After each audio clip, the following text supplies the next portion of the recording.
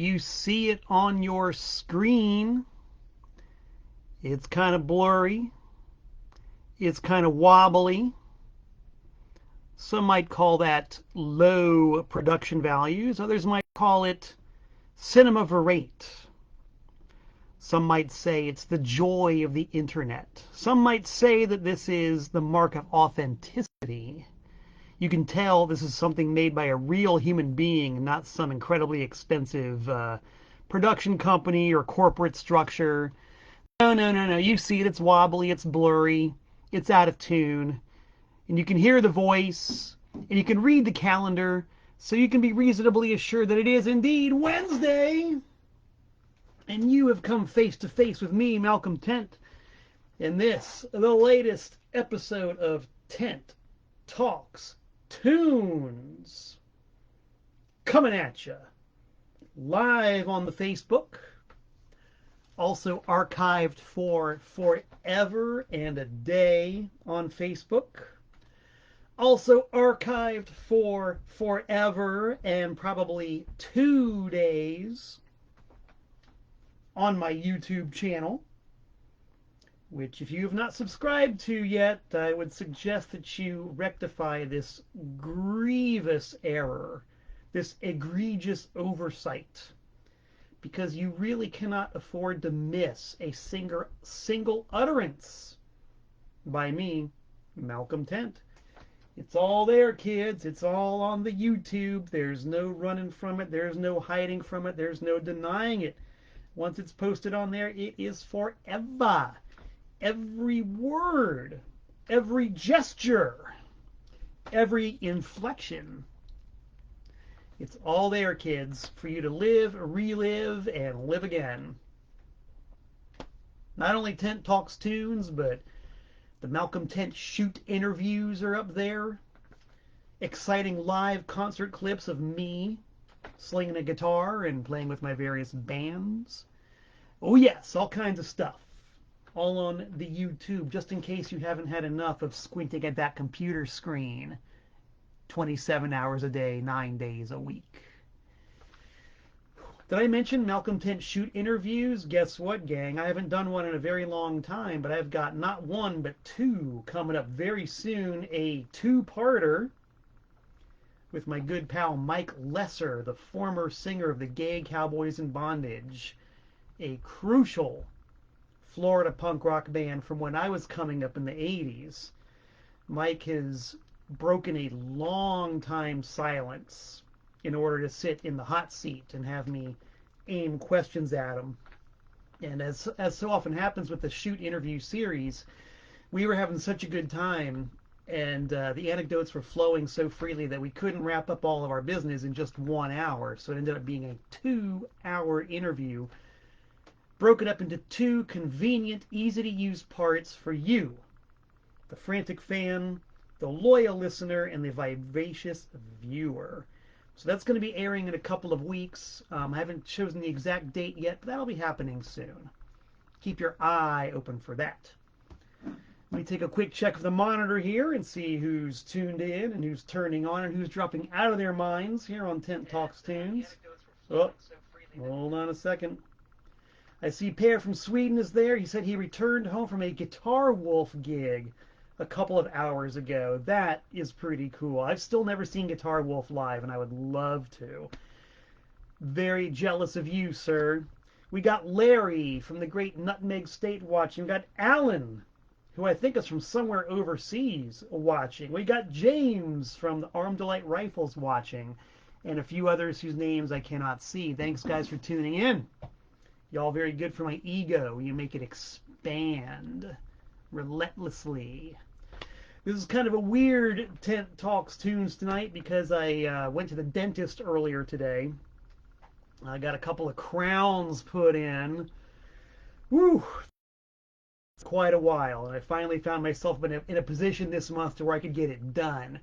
So even though I am not a fan of gringo dentists, because as you all may know, if you know anything about my dental history, I love my Mexican dentists in the great border town of Nogales, Mexico. I have found it to be well worth it to travel via airplane to Tucson, Arizona, rent a car, drive the hour to Nogales, park my car, walk over the border, and walk the several blocks into town, into Nogales, and get my teeth worked on there. It's more cost efficient, and the quality of care I have found to be untouchable. But as we know, circumstances for the past couple of years have been kind of weird, so I find myself going to an American dentist, definitely second best. But I'll give this dentist credit. She numbed me up so much when she put those crowns in that this entire side of my head feels like a bowling ball right now. So not only am I numb, I'm also starving to death. I am so hungry right now, and my blood sugar is so low that anything could happen. Anything. Weird hallucinations, strange nonsensical utterances. Well, actually, that's kind of par for the course for Tent Talks Tunes, but it could be even more severe today than normal. I'm numb, and I'm starving to death. Of course, it's not good to eat when the entire right side of your head feels like a bowling ball and has as much sensation as a bowling ball. So I'm just going for it, kids. I am going for it. But I am coherent enough, and I do have enough feeling in my skull to take this traditional gallon of Danbury Tap and put it right here and hydrate. So here we go.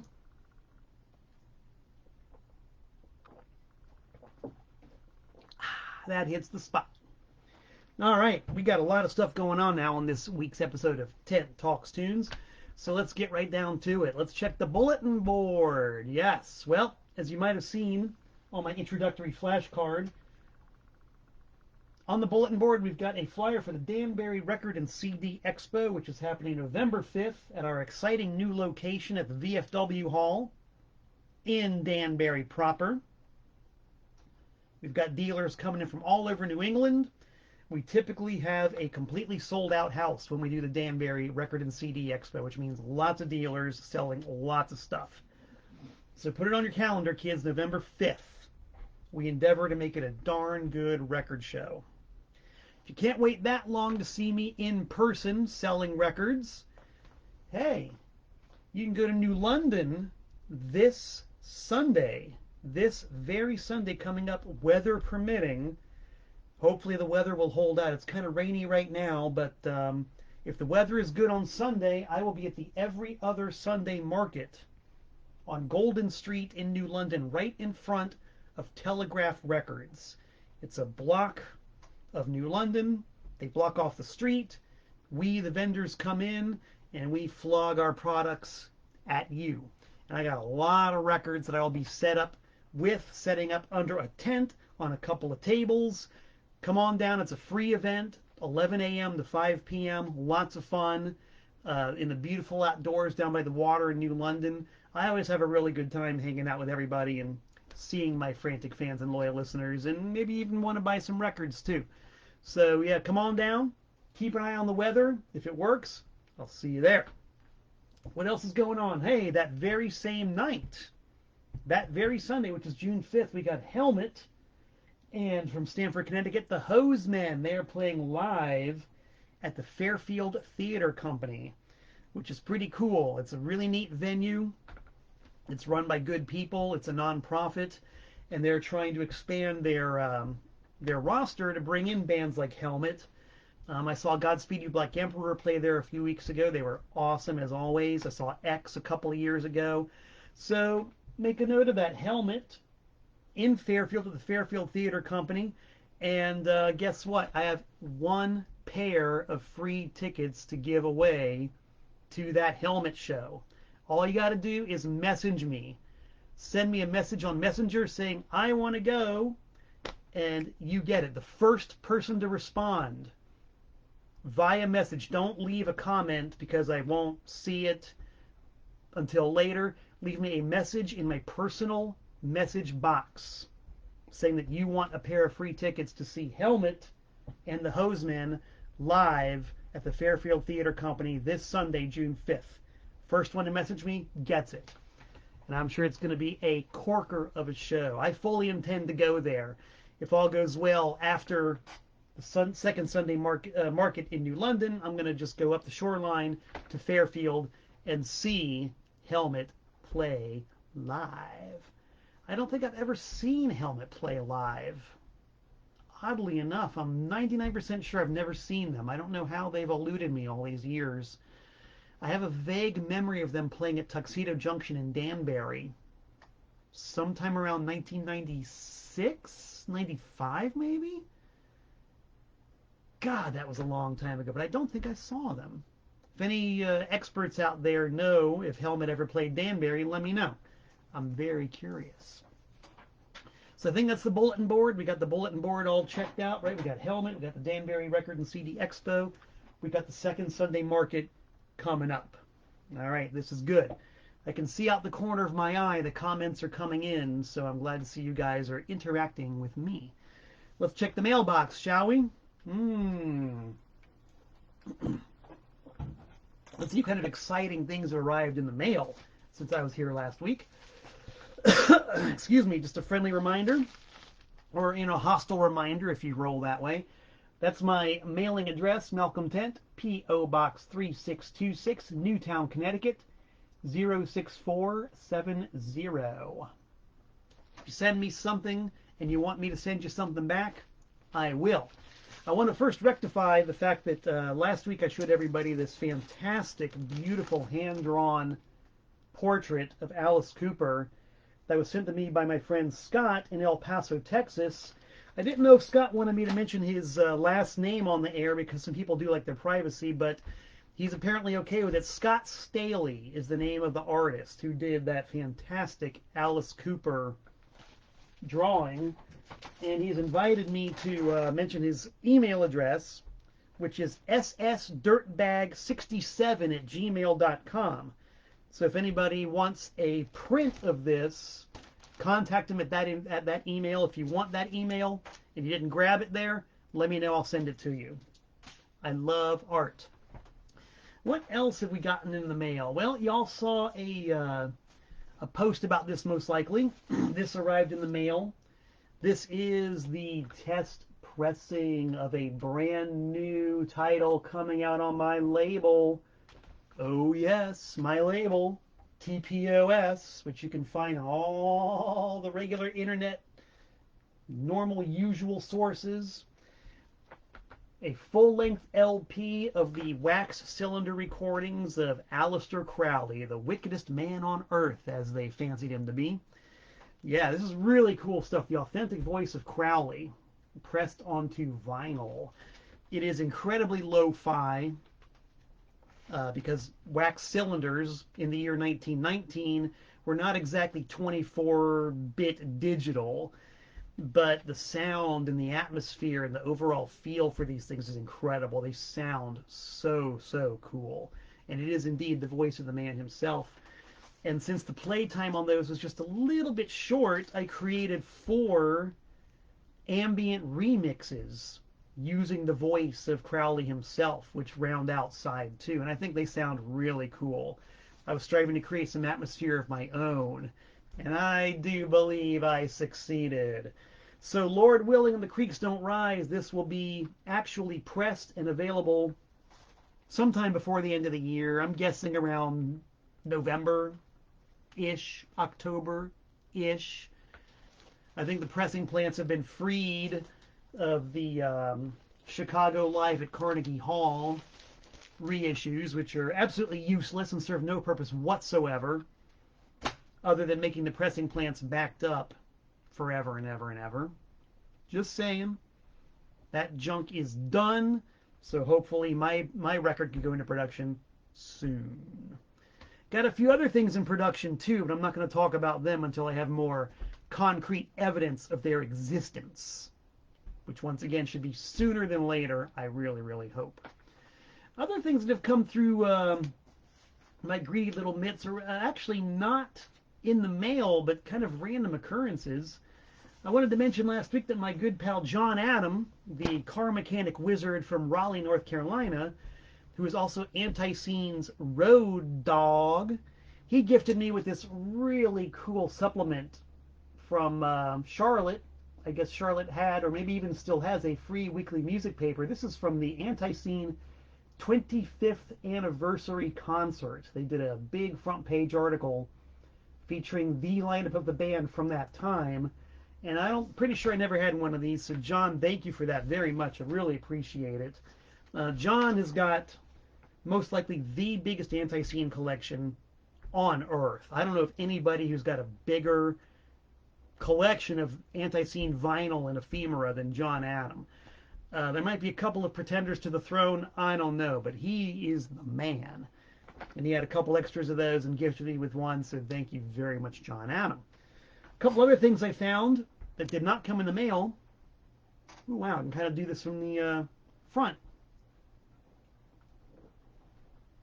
Maybe I'll be able to eat soon. Oh my God. As you all know, I've talked about the fact that I sell records. I've sold a few records here on Tent Talks Tunes. I also buy records. A lot of my great stuff comes from record collections that I buy from people.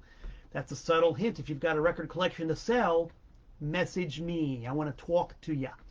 So I was going through some stuff and getting it prepped and ready for sale.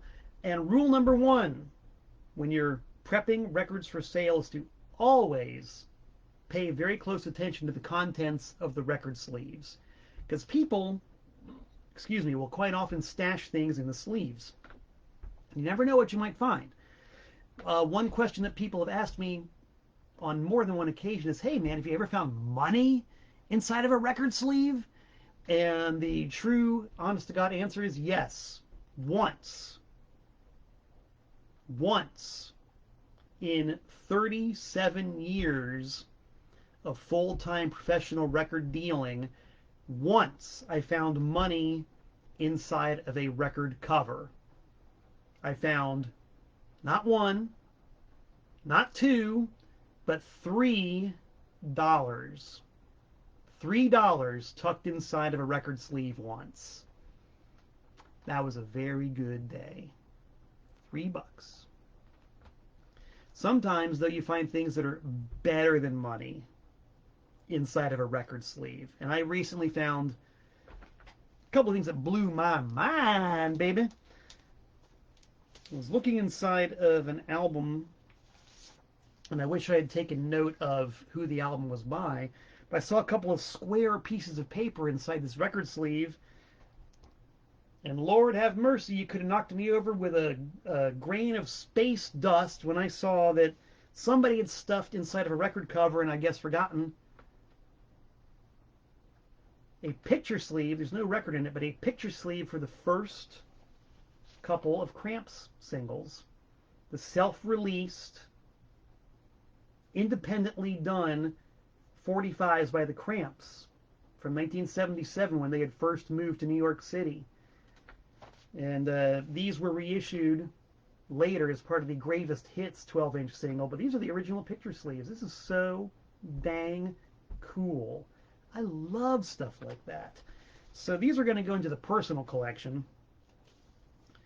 I'm kind of like Bruce Springsteen. I was born to sell. And I'll sell a lot of records and I'll sell a lot of stuff. But I'm going to hang on to these for a while, at least for a while. Because the number 2 rule is you can always sell it later. You know, you don't have to sell it right this very second. You can always sell it later. But I love the Cramps. I love the Cramps so much. And their early independent phase was so... everything they ever did was cool. Let's face it. Everything the Cramps ever did was cool. Period. There's a lot to be said for the early phase of the band. And these picture sleeves are real, genuine, honest-to-gosh bits of living history. You know, the Cramps themselves probably put the records into these sleeves. You know? I wonder where the records are. But the sleeves will certainly do. Let's take a look at the monitor and see if anybody's got anything to say about all this stuff going on. Well, we got Scott Orsi from the great state of Illinois watching. We got Callie from California. Ms. Kit E. Cat from North Carolina. Greg from Connecticut. Mike, the former bass player of Aware, who lives in Maryland right now, is watching. John Mahoney from Florida. Grant from the great Midwest. A lot of folks tuned in. Glad to see you guys here and digging what I got to say. All right. I'm going to steal a page right now. If you see, I don't know if you can see on the screen, but I am literally taking this page and stealing it from the playbook of my boss in the almighty anti-scene, the long-haired weirdo himself, the unimpeachable president for life, Jeff Clayton. If you people are avid viewers of the internet, you will know that Jeff Clayton on every Tuesday has his show called Break On Through. And that is on the Anti-Scene official Facebook page. And it's a lot of fun. It's just like sitting out on the front porch with an old friend, gabbing and yapping and blabbing about stuff. Just stuff. It's, of course, anti-scene centric, but the topic goes all over the place. And it's very informal, and it's a lot of fun.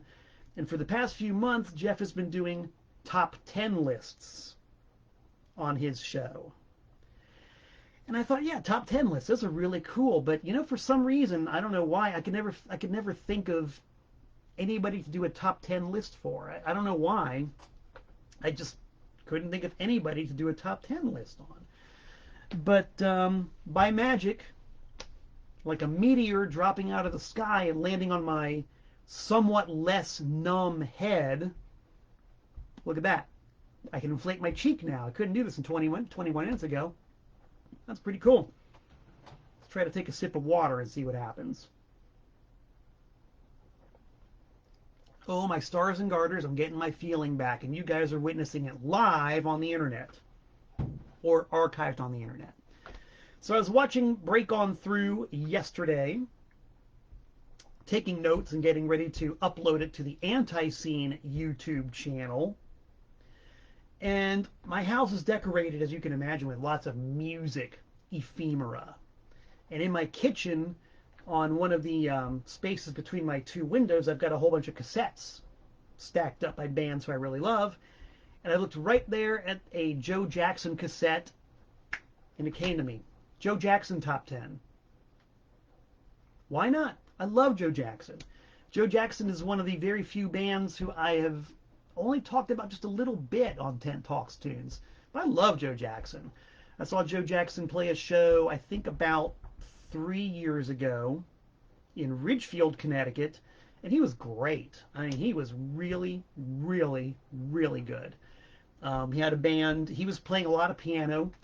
He had the great Graham Mabey on bass, one of the best bass players who's ever set foot on a stage. Pretty sure he had Vinnie Zumo. Actually, he did not have Vinnie Zumo on the guitar. He had a new guy on the guitar and somebody playing on drums, who I did not recognize. But man, crack musicians, every one of them. So Joe Jackson still has what it takes to deliver a hell of a show. And Joe Jackson, love the guy. So here is a top 10 list of my favorite Joe Jackson songs. And as is usual, with a top 10 list, it's fluid. There is one song that is always number one for Joe Jackson for me. Always. The other 10, they ebb and flow. But the 10 that I came up with this morning as I was sitting at said kitchen table is pretty accurate. And they're not in any particular order either. Okay? So we're going to go from 10 to 9, and then we're going to do the number 1. Number 10, just for the heck of it, Sunday Papers from the immortal Look Sharp album. Look Sharp is one of those records that the second I heard songs from it being played on the radio, I knew that I was hearing what I needed to hear. The production on Look Sharp was so unlike almost anything else that was on the radio at that time. It was clean, it was crisp, it was very sparse. It was just guitar, bass, drums, vocals, and a little bit of piano occasionally. And the first Police album was the same way. It was such a refreshing antidote to the overblown, bombastic FM radio stuff that I had been hearing nonstop my whole life. It was literally a breath of fresh air for my ears. And Sunday Papers was one of the songs that got a lot of play on the radio during the brief golden moment when South Florida FM radio went new wave. 103 She, K102, the two big juggernauts of South Florida FM radio, both went new wave for a short period of time, and Joe Jackson got a lot of airplay. So Sunday Papers, I'm pretty sure it's the first song I ever heard by Joe Jackson. Love it. The lyrics, the music, everything. Boom, boom. Number 9, number 9, number 9, number 9, number 9. Sentimental Thing. Yes, Sentimental Thing. I forget if that one's on Laughter and Lust or if it's on Blaze of Glory. It's on one of his mid-period albums that came out on Virgin Records. I don't think either of those records sold very well. They were certainly not as popular as his early stuff on A&M, but they're really good albums. They're like a more mature but still biting Joe Jackson. And the dude's a hell of a songwriter. And the albums are also very tastefully produced. And Sentimental Thing is one of those songs that just, oh, God. It's a tearjerker. It's a great, great song. Wonderful song. Emotionally honest, beautifully played. So Sentimental Thing from the Virgin period of Joe Jackson. From that same period, also from one of those two songs, a tune called Hit Single. Man, sardonic, smart, funny, and maybe the best drum intro ever recorded for a song by anybody. And I'm going to steal that drum intro. You heard it here first on Tent Talks Tunes, directly from the horse's mouth. Talent borrows, genius steals. I am a genius. And when you hear that drum intro to Hit Single, you'll see why I'm so eager to glom on to it. Effing great. All right. That was 10, 9, 8. Number 7 from the Beat Crazy album, Crime Don't Pay. Beat Crazy is a very overlooked and underrated album by Joe Jackson, and Crime Don't Pay. Love the lyrics. I love the slinky, dark rhythm. Yes, Graham Maybe again on the bass. Desperate Dave Houghton on the drums. Gary Sanford on the guitar. Stripped down, minimal, no BS. Crime Don't Pay. 10, 9, 8, 7. Number 6 from the I'm the Man album, the band wore blue shirts. Based on the true story of when Joe Jackson was playing lounges and the Playboy Club in his hometown, which is a very low-rent Playboy Club, weddings. I mean, Joe Jackson really, really earned his stripes. And so the band wore blue shirts is a song all about that. Great tune. Love it. Number 5. Where is it? Number 6. I didn't number any of these. 10, 9, 8, 7, 6. So again, number 5. I'm the Man from the album I'm the Man. That was another one of those songs that just hit the radio waves like a bomb when it first came out. The South Florida radio stations were still new wave when Joe Jackson's second record came out. And I'm the Man was the song that got the airplay. And the first time I heard it, I said, yes, this is the Joe Jackson I love to hear. Number 4, also from the much overlooked album, the title track, Beat Crazy. One of the, I think the only instance in which somebody other than Joe Jackson has a vocal on a Joe Jackson record, at least the first 4. He and Graham Maybe do a bit of a duet on that one, and it's really cool. Number 3, also from the I'm the Man album, On Your Radio, a very sardonic and jaded look at fame. Once again, no doubt, based on a true story, the story of his life at the time. Number 2, from the Look Sharp album, Instant Mash. I think the lyrics to that one are hilarious. Robots making lots of cash and all they eat is instant mash. Wouldn't you just love to be that way? I love his sense of humor. Very tongue-in-cheek, very sardonic. And number 1, this is one of those tunes that you know it, I know it, everybody knows it. On his first album as a mature artist, Night and Day. I'm sure you know what it is. I have no doubt that you know what it is. Because if you haven't heard this one by Joe Jackson, you got cloth ears. Let's look at the monitor and see if anybody wants to guess what the #1 all-time favorite Joe Jackson song is of mine. Let's see here. Jill, my BFF from Florida, wants to know if we saw Joe Jackson together at the Sunrise Music Theater. We did not. We saw Joe Jackson at the James L. Knight Center in downtown Miami. And you know what? I kind of forgot about that. Jill and I saw Joe Jackson on the Night and Day tour. And he played this song because it was the big hit at the time. So yes, Jill, batting 500. We saw him, but we saw him at the James L. Knight and not the Sunrise. James Pogo says that Don't Want to Be Like That is his favorite Joe Jackson song. It's a good one. That's a real good one. And no doubt, another true story. Larry Mann, oh my God, Larry Mann is getting the big jealousy vote right now. Larry says that he saw him in 1978 at the Oxford Ale House in Connecticut for $5. Larry, I'm jealous.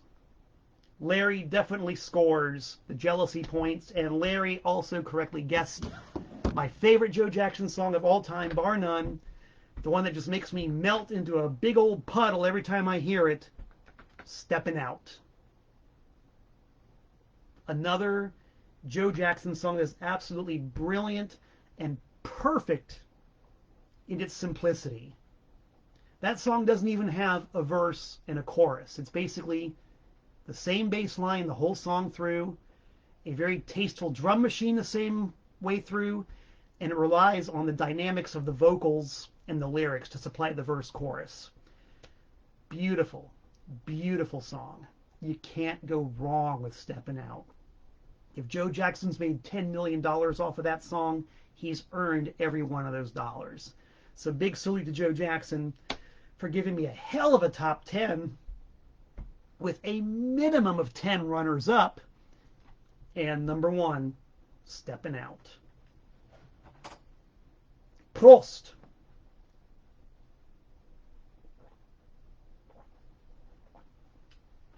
All right, gang, let's get down to the very, very strange and odd story of the man who would have been Bob Dylan.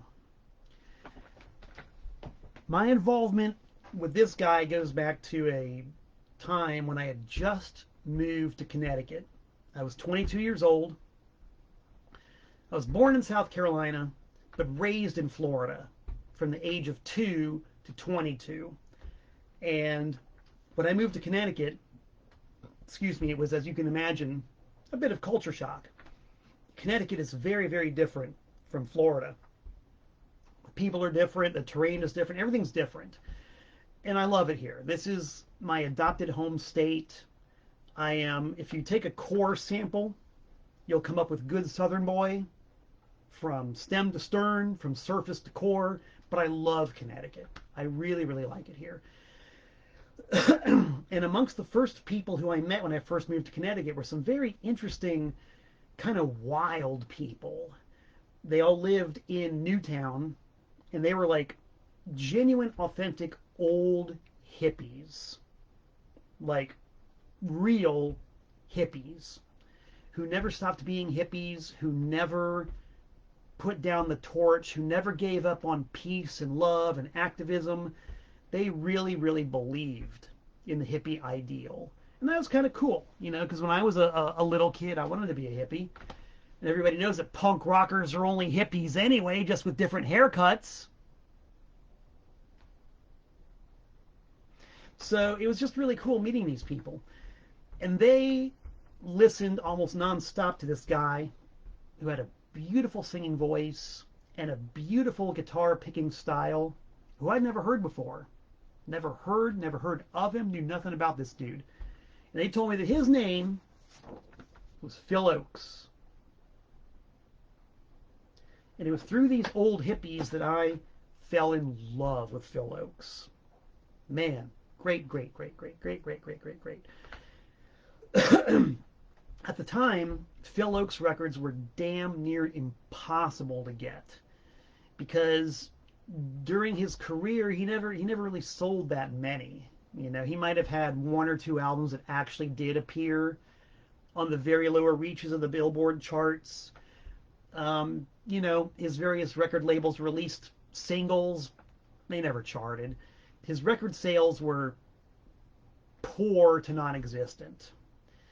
He basically was a New York City folkie, and the folkies loved him. And he always had a home in New York City. But to the public at large, didn't make much of a dent. So you can imagine, here I am, a newly expatriated to Connecticut with these really cool, interesting people I had just met who had turned me on to this guy who I'd never heard of and whose music was incredibly obscure. All you need to throw at me is something that's incredibly obscure and I'm hooked. So I became really, really bent on trying to get as many Phil Ochs records as I could. And it was damn near impossible. It was really, really impossible. But owning a record store does have its perks. It's got many, many perks. And one of the biggest perks is that records will literally come to you, especially in the brick and mortar scenario. All you got to do is put a sign on the front door that says, "We buy records," and people will walk in all day, every day with records to sell you. And it, of course, is the pejorative, your job to buy them. So, lo and behold, over time, Phil Ochs records will start to come in. And, you know, as per the rule I dictated earlier, you can always sell them later.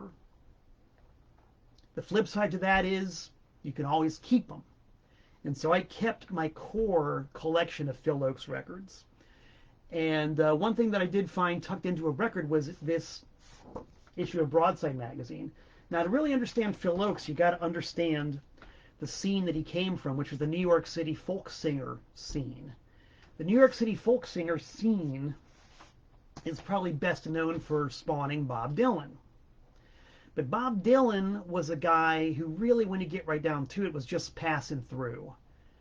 I don't think Bob Dylan ever actually had his heart set on being a folk singer or a protest singer. I think Bob Dylan was a dude who saw folk music in a lot of ways as a means to an end.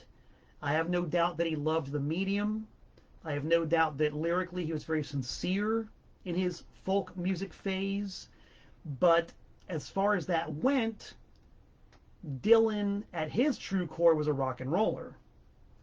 And I'm pretty sure it was Dave Van Ronk who was the perennial, timeless New York City folkie. I think he's the one who said to Phil Ochs, "Ochs, the difference between you and Dylan is that you think with your brain." And I'm going to paraphrase this. You think with your brain. Dylan thinks with his groin. And that was the most perfect summation of the difference between Bob Dylan and Phil Ochs. And Bob Dylan and all the other New York City folkies I've ever heard. Dylan just did not think the same way these people did. Which is why he was able to pass through that scene and become Bob Dylan. Where everybody else, a number of whom are named on this New York City folky album put out by Broadside magazine, you know, Phil Ochs, Tom Paxton, Dave Van Ronk, Sammy Walker, the Almanac Singers, all these guys. They were born to be New York City folk musicians. And basically, as was Phil Ochs. Phil Ochs wanted to be Bob Dylan. He wanted to have that sort of crossover appeal. He wanted to write songs like Blowin' in the Wind. He wanted to have albums produced like... actually, I don't think he wanted his albums to be produced at all like any Bob Dylan records. Bob Dylan aspired to have giant artistic statements. Phil Ochs wanted orchestras. He wanted the sounds of stars spinning in the sky. He wanted millions of massed strings. The problem is that he didn't really have the artistic vision to pull those off. And this is where it gets really contentious, because I know people who love Phil Ochs' later period albums where he got ambitious. I know people who adore those records, including the old hippies who I met. I mean, they're the ones who turned me on to these records. But I'm getting ahead of myself. Phil Ochs records, damn hard to find. Broadside, put out on the Folkways label, including Blind Boy Grunt, who is indeed Bob Dylan under an assumed name. By the time this record had come out, Bob Dylan was a Columbia recording artist, contracts, managers, booking agents, and all that.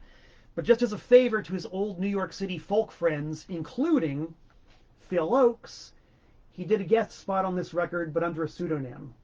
So this is the only time that Phil Ochs and Bob Dylan actually shared vinyl together, I'm pretty sure. But this is very typical of the milieu in which Phil Ochs came. Newport Folk Festival. We all know about the Newport Folk Festival, mainly because it was the 1965 Newport Folk Festival when Bob Dylan went electric. A truly cataclysmic event for rock and roll and folk music. Phil Ochs was always the number 2 in line for the king of folk music. Dylan was number 1. Ochs was on his heels. The problem for Phil Ochs was that when Bob Dylan went electric in 1965 at the Newport Folk Festival, as somebody once said, he didn't abdicate the throne. He took the throne with him. He packed up his electric guitar and put that throne on his back, and he split. There was nothing left to abdicate to, because everybody who went to see Bob Dylan in 1965 went to see the guy who was doing Like a Rolling Stone. And they didn't really care about, you know, the people at the Newport Folk Festival, such as Buffy Sainte-Marie, the Rodriguez Brothers, Jim Kweskin and the Jug Band, Sleepy John Estes, guys like that. They wanted to see Bob Dylan, and they liked the electric guitar, and they liked the drums, and they liked the electric bass. And so there's Phil Ochs with his acoustic guitar with nothing to do and nowhere to go. He was really left high and dry when Ochs went electric. And Ochs's true artistic vision was acoustic troubadour doing topical acoustic songs. And by the way, I guess I should mention that I have a lot of these Phil Ochs records for sale. And I love these Broadside albums. These are genuine products of the New York City folk scene. They look and they feel handmade. The art is actually glued onto the jacket. Folkways Records. The perennial, quintessential roots folk label. This is the kind of stuff that Phil Ochs was at his best. These are Ochs masterpieces. Extremely hard to find. They come with librettos. There's an issue of Broadside, you know, with music and lyrics and articles. This is the essence of folk music. The fact that you would, you know, maybe buy a record, but you would have your own guitar. And so you'd learn how to play the songs and learn the lyrics and play them yourself. I don't think Dylan ever did that. But Ochs did it. He was firmly committed and absolutely convinced and convicted of this as a medium. These Broadside records are really cool. This one's for sale. So is this one. Actually, is this one for sale? No, this one's mine. Interviews with Phil Ochs. Here's a different version of Songs for Broadside. It's got the purple cover instead of the brown. But same deal. The art is glued to the sleeve. Very DIY, very cool. Now you see, Broadside magazine was extremely important. They were like the hub of the scene in the New York City folk music scene, to use the word twice in one sentence. Basically, any New York City folk singer or anybody could drop by the Broadside offices and grab a cup of coffee and a sandwich, and they could whip out their guitar and play songs. And the people there would transcribe them, they'd write the music, they'd get a tape recorder going, and Ochs was always down there. And Ochs always had something to say about the issues at hand. Here's another libretto from the Broadside tapes. More lyrics. I'm sure there might be some chord charts yet. We got some music in there. This is essence of folk music, kids. Phil Ochs on Broadside. Ochs, I thought, was an extremely good guitar player, a brilliant lyricist. I mean, he was called a singing journalist, which I thought was a very, very apt description. And he himself did not like to be called a protest singer. He called himself a topical singer, which is why his first album that came out on the Elektra label, All the News That's Fit to Sing. And this is a really cool pressing. This is on the original Elektra Records label. This is before Elektra Records would have been caught dead releasing any kind of rock and roll. This was a folk music label. One of the reasons why Phil Ochs left Elektra was because Elektra signed The Doors and Love. And Phil Ochs was like, that's bull. I'm not going to be part of any rock and roll. Folk music. So this record really did not sell at all outside of New York City. This is an original OG bona fide first pressing on Elektra Phil Ochs album. And this is him and his guitar with a guy named Danny Kalb, or Danny Cab, I'm not sure how you pronounce his name, on second guitar. Man, those guys tear it up on the acoustic guitars, and Ochs delivers the lyrics. Some of this stuff topically has not aged very well because nobody remembers who some of the people are that he was singing about. Lou Marsh, I don't know who Lou Marsh is. You know, he's talking about the Cuban Missile Crisis. They're cool. It's like reading an old newspaper. But there are some absolutely timeless songs on here, like One More Parade, The Thresher, Celia, The Power and the Glory, the Automation Song, What's This I Hear. I mean, this is just great, great. This is the stuff I heard for the first time and fell in love with Phil Ochs. What's interesting about Phil Ochs is that people actually believed in him. This is for sale, by the way. He had a core of friends and followers who truly, truly believed in him. And oddly enough, the two record labels he was on also believed in him. Elektra Records believed in him.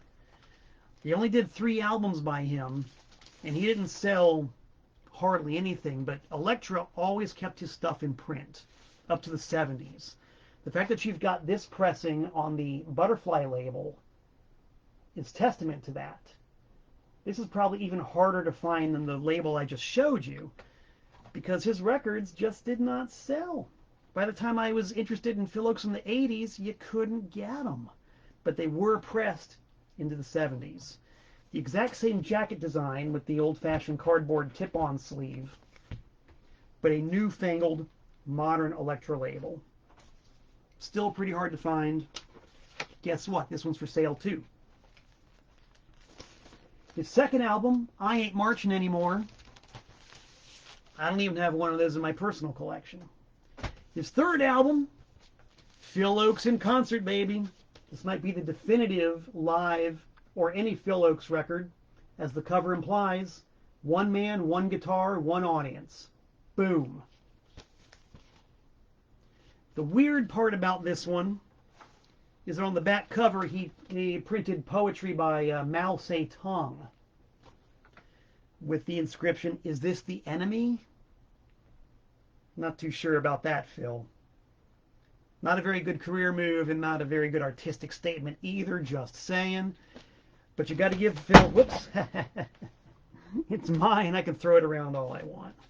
These old records are quite more indestructible than some. There's the mid-period gold Elektra label. Pretty sure it's a first pressing. And in spite of my dropping it, it's in fantastic condition. Anyway, however dodgy it was and is for Phil Ochs to print poetry by Mao Zedong on an album cover, you got to admit it took balls to do something like that. And Phil Ochs had the absolute courage of his convictions. He did not back down from anybody, ever. I give the man a lot of props for that. This copy is not destroyed. It is for sale. Got another copy here for all you record collectors. And this one, look at that. Lo and behold, the later period Butterfly label. Elektra Records, even though he didn't sell hardly anything, and even though he could be an extreme pain in the butt to deal with, they kept his stuff in print for a good long time. And his very small coterie of fans bought enough records to make it worth their while, I guess. This copy is for sale too.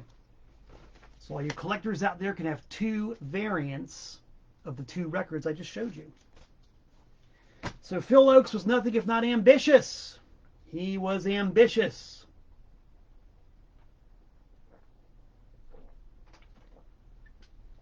He wanted to be Bob Dylan. Bob Dylan had quite the criticism of Phil Ochs. One time they were traveling together in a limousine, and Bob Dylan played Phil Ochs one of his new songs, and Phil Ochs critiqued it. I forget the name of the song. I know the anecdote is out there somewhere. And Bob Dylan stopped the limo and threw Phil Ochs out of the limo and said, "Ochs, you're not a musician. You're a journalist." Dylan meant that as an insult. I'm sure that Ochs took that as the highest compliment. But still, Ochs wanted to be Bob Dylan. He wanted that fame. He wanted that crossover appeal. He didn't want to sell 15,000 albums. He wanted to sell 15 million albums. He thought the way to do it was to sign to a bigger label. Because as I mentioned before, when Phil Ochs was on Elektra Records, Elektra was strictly niche folk music with a big presence in New York City and Los Angeles, but not really anywhere else between. If you wanted to see an Elektra release, you went to the folk music section. The broad crossover appeal just wasn't there. I'm seeing some comments rolling in. Woo! Nick Sampson has a very valid point. He says that Phil Ochs understood something that Dylan never did. Humor. Phil Ochs had a wonderfully barbed sense of humor. And one thing I love about Phil Ochs is that he skewered everybody. If they needed skewering, he skewered them. Whether it was his song Cops of the World or his song Love Me, I'm a Liberal. Didn't matter. Everybody got it. He wrote a lot of autobiographical songs too, with kind of get the skewer out. So I love the man for that. You know, if you're gonna point the finger, point it at everybody. Everybody. Do not discriminate. Fair and equal opportunity skewering. That's what I'm all about. So anyway, yeah, Ochs wanted to be a star, and so he signed to A&M Records and released his first A&M record, Pleasures of the Harbor. And there is only one topical song in this entire album, and that is Outside of a Small Circle of Friends. God, I love that song. Love it. Love it, love it, love it. It also has, I think, one of the absolutely most poignant, tragic songs of his entire catalog, a song called Cross My Heart. Phil Ochs, as we will get to in a few minutes, was a very troubled man. We can look back in hindsight and make the diagnosis. He was a bipolar alcoholic. At the time of his career in the 60s, and by the time of his death in the 70s, nobody really knew what bipolar was. Nobody had there's not a common understanding of mental illness. And the story of Brian Wilson is very much the same. People who knew him were like, oh, well, Brian's just being weird again. Oh, that's just Phil being Phil. Why can't they straighten themselves out? Come on, Phil, get it together. They had no understanding of what was actually going on inside this guy's head, and neither did he. Like, nobody knew. Nobody could get it, so he never got treatment. The poor dude just spiraled out of control with his manic, wild mood swings and self-destructive behavior with no real way to save himself or for anybody to actually save him. And even as early as early 1967, he addresses that in his song Cross My Heart. It was right there almost from the very beginning, and that's the first song on side one of this album. That one alone is worth the price of admission. Not to mention the fact that it's got the crucifixion, it's got Miranda, it's got the Flower Lady. I mean, wonderful, wonderful stuff. And this is where it gets a little bit contentious, because these are the versions of the songs that are very arranged, heavily orchestrated, and people kind of split as to the merits of the recordings of these songs. I like them. I think that the crucifixion is definitely kind of overblown on this one, but I think the rest of the album, dynamite. And as you just heard a second ago, the backstory is really something. Let's see what pressing variant this is. See, A&M once again was a label that believed in him to the very end. Let's take a look. I got a few of these copies for sale. Every one of them for sale, kids. I have 3 different copies of this one for sale. 2 of them are on the original tan A&M Records label. And to get back to the original point, Phil Ochs was ambitious, and he recorded this very ambitious record, which he wanted to be a huge commercial success. It was not. Bob Dylan, why do I keep saying Dylan? Phil Ochs' A&M records really only sold a little bit better than his Elektra records. He never had radio hits. He never had crossover appeal. But A&M Records, much to their credit, believed in him. And they kept his stuff in print long enough to where you could actually see a later 70s pressing on the 70s A&M label. And once again, I'm pretty sure that these later pressings are harder to find than the original pressings. They're all kind of hard to find. But A&M kept his records in print with whatever minuscule sales they actually did up until the 80s. I've never seen a later period pressing of any of his A&M records, nor his Elektra records. I've never seen a red label 80s pressing of a Phil Ochs record. There might be some, I could be wrong, but I'm pretty sure they were never made. Pretty sure. If I'm wrong, let me know. Phil Ochs' second A&M record, Tape from California. I don't have a copy neither for my personal collection nor for sale. But I got copies for sale of his third A&M record, and this is where the story really gets tragic. Phil Ochs' Rehearsals for Retirement. The cover really says it all. Phil Ochs, American, born El Paso, 1940, died Chicago, Illinois, 1968. Phil Ochs, American, died in Chicago, 1968. But he was still very much alive when he wrote and recorded and released this album. Why the tombstone? Why the inscription? Because Phil Ochs was one of the organizers of the Chicago protests at the Democratic National Convention. And if you know your history, you know that those protests ended very badly. Very badly. And Phil Ochs basically was destroyed when that happened. Because Phil Ochs, if nothing else, was a true believer. He believed in the American dream. And he believed that there was a lot that was wrong with the country at that time, but he believed that it could be turned around. He honestly believed that everybody wanted the same thing that he wanted, which was, liberty and justice for all. Basically, he really believed it. And when this protest that he organized was violently broken up by billy club wielding cops, it It killed him. As far as he was concerned, he died in Chicago in 1968. And that really spelled the beginning, really the beginning of the end for Phil Ochs.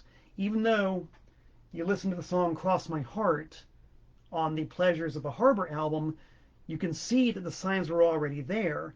But after the Democratic National Convention protests, that was it. He gave up. And this album was his epitaph for himself. It's a great album. Oh my God. Pretty smart on my part. Awesome song. The Dollhouse. I Kill Therefore I Am. My Life. Whew.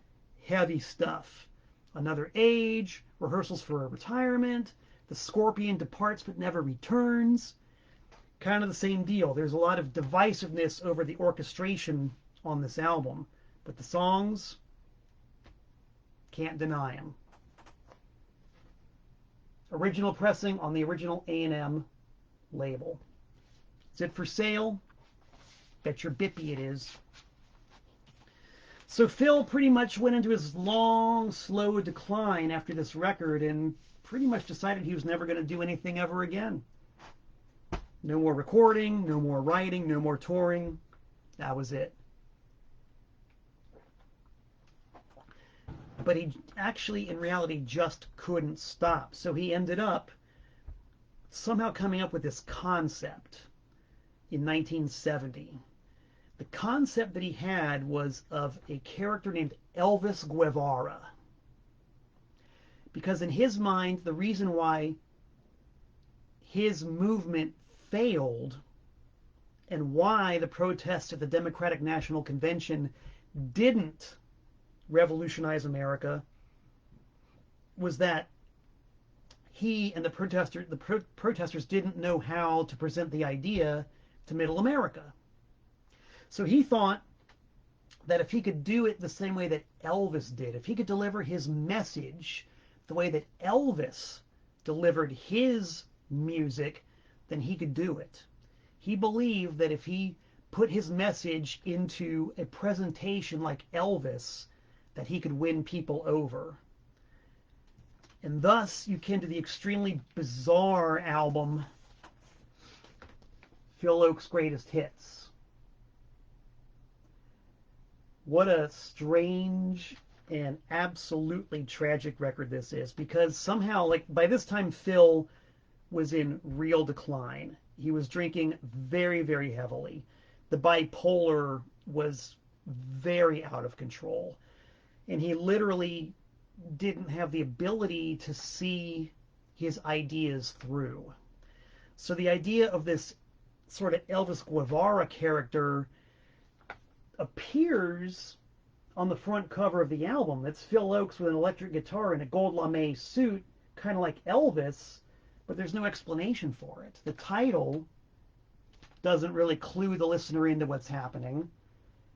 And the back cover, which is a really brutal self-mocking of his career with an Elvis reference with the title, you don't know what's going on. I mean, is this the greatest hits record? What's going on? Like, all the songs on it are about his life and what was left of it. You know, One Way Ticket Home, No More Songs, Bach, Beethoven, Mozart, and Me, as in all the dead composers. Pretty brutal. Ochs was in a serious state of decline, and the concept was never explained. Nobody got it, and guess what? Nobody bought it. Statistically, the second worst selling record Phil Ochs ever did. And when audiences didn't get the gold lame suit and the full band backing him up, it crushed him. The same way that the Democratic National Convention protests crushed him. And that's when he really gave up. But check it out. Once again, A&M Records had enough faith in him to actually keep this thing in print into the 70s. It's estimated this record probably sold about 10,000 copies, which for a major label, you know, they round 10,000 to zero on their annual accounting books. As far as A&M was concerned, this record sold 0. But they kept it in print. Produced by Van Dyke Parks, best known as Brian Wilson's collaborator on the ill-fated Smile record. I love this record. Same deal, a lot of divisiveness over the production. I think that when it works, and the tunes are ace. He still had his voice, he still had his guitar playing. Love this record. I got my personal copy. Of course, this one is for sale. If anybody wants it, talk to me. I got it for you. Now, Phil Ochs played a show at Carnegie Hall in New York City in his Gold Lame phase. And it didn't go very well. The New York City audience hated it. In no small part because Phil did not explain why he was doing what he was doing. And all the attempts when he tried to explain it live on stage, no one wanted to hear it. They didn't want to see Phil Ochs standing there in a gold lame suit with a band backing him up. They wanted Phil Ochs, the acoustic troubadour. They weren't getting it. So New York City audiences, being what they were, they really gave him a hell of a time. So leave it to Phil Ochs, who had the concert professionally recorded. Leave it to Phil Ochs to want to release that as an album. A&M Records refused to do it. This is the one time that A&M refused to do anything that Phil Ochs wanted him to. They said, Phil, you can't do this. And Phil said, I want you to do it. And after a couple of years of relentless badgering of A&M, Phil finally got them to release the album from the Carnegie Hall concert in one country and one country only, Canada. Which is why you have this album, Gunfight at Carnegie Hall. Only released in Canada. There might be overseas pressings. Not too sure about that, but I'm pretty sure, at least at the time, it only came out in Canada. And as you can guess, it sold about as well as it was ever going to sell in Canada, which was not much. But if you look at the cover, it sort of gets his original concept across a lot better than this does. You can kind of get the idea. It's still not very well explained, but you sort of see what he was driving at. And in spite of the concert not going over very well, the performance, I think, benefits from it, because Phil Ochs had something to prove this night. And over the course of 2 different concerts that night, he did eventually win the crowd over. But this was from the first set of the night, when it was just a real gunfight at Carnegie Hall. Hell of a document, and quite an artifact. I don't know if it ever had the original tan A&M label. Only ever released in Canada. Got mine. If you want yours, this one's for sale too, kids. It's in beautiful condition, as are all of the records I sell. Just saying. So Phil, God bless him, kept declining and declining and declining and declining. He squeezed out a couple of singles toward the end of his life, including this one very bizarre record. This one's not for sale. He was a world traveler, and when he was in Africa in 1973, he actually recorded a 45 RPM single in Kenya with local musicians that was only released in Africa. Never released anywhere else in the universe except Kenya. I've never once seen an original of it, but it was bootlegged. It's Phil Ochs with a Pan-African Negembo Rumba band. The A-side is called Boitoué. I'm not going to try to pronounce the B-side with all those N's and G's. Nagu. I don't know how to pronounce that. But it only came out in Kenya. And when Phil came back to the U.S. and told people about it, thought he was joking. but it was legit. It came out on A&M Records in Kenya. Never seen an original. Would love to see an original. So anyway, poor old Phil kept on spiraling until in 1976. He hung himself, and that was the end of that. Since then, there have been many posthumous releases. This is a really cool double LP anthology that's got some really obscure and rare tracks on it. Pretty sure this has never been reissued. This is for sale. His brother Michael Ochs, the world-famous archivist, released at least one album of unheard demo recordings. This came out on the Rhino Records label. This copy is for sale. This is guitar and vocals. It's beautiful. Beautiful.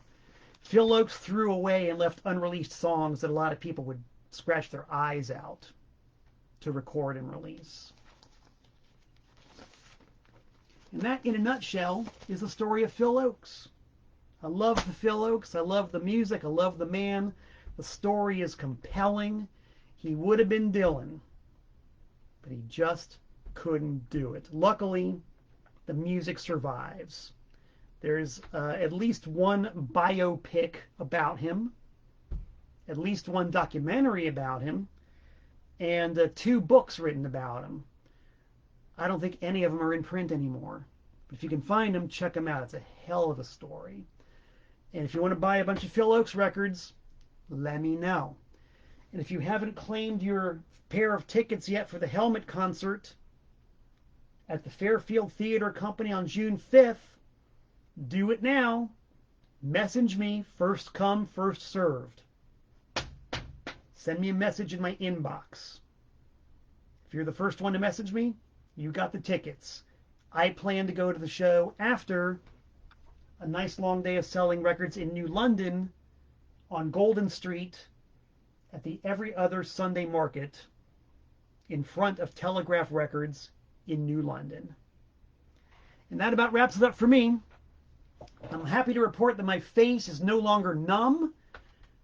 I can eat something now because I'm dying of hunger.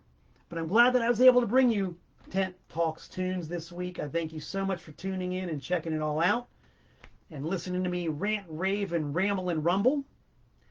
I do intend to be back in about 167 hours' time. Until we meet again, this is Malcolm Tent saying so long from the Nutmeg State.